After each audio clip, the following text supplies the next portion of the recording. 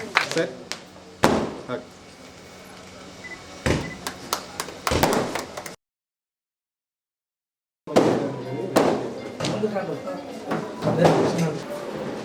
ఇది మా room, staff room. అవతల అది ఇదేమో అన్ని సిస్టమ్స్ సంబంధించి అన్ని ఉంటాయి.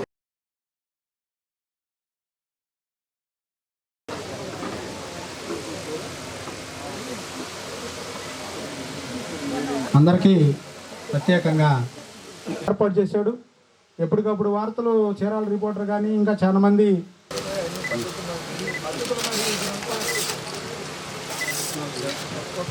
చప్పట్లు కొడదామండి.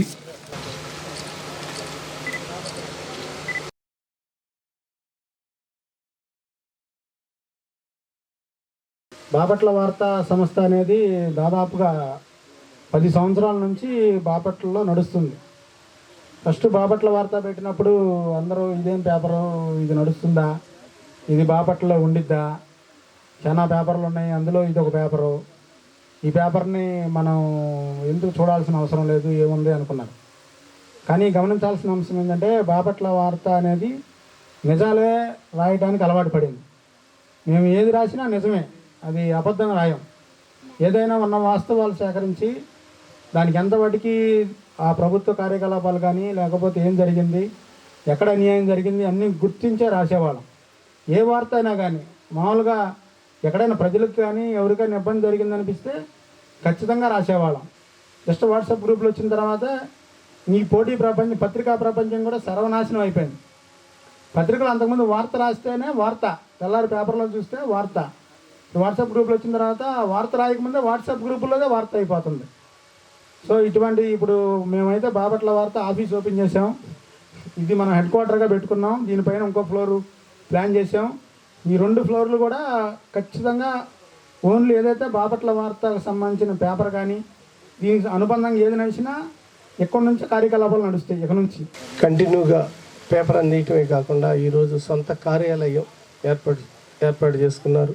నాగార్జున ఏ విషయంలోనూ కూడా సిన్సియారిటీగా ఉండటమే కాకుండా ఆఫీసర్ అయినా రాజకీయపరమైన అంశమైనా ఏదైతే సిద్ధాంతాన్ని నమ్మాడో ధైర్యంగా ఆ సిద్ధాంతాన్ని అనుసరించి మంచి అయితే మంచి, చెడు అయితే చెడు అనే విధంగా ఆయన ప్రవర్తించిన విధానం ఈరోజు ఈ పేపర్ సొంత బిల్డింగ్లో మారి సొంతంగా డెవలప్మెంట్ అవటానికి ఒక నాంది పలికాడు.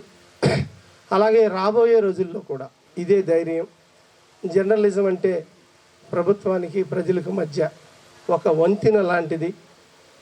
అదే అధికారుల్ని అదే చేతి రాతతో పనిచేయించవచ్చు.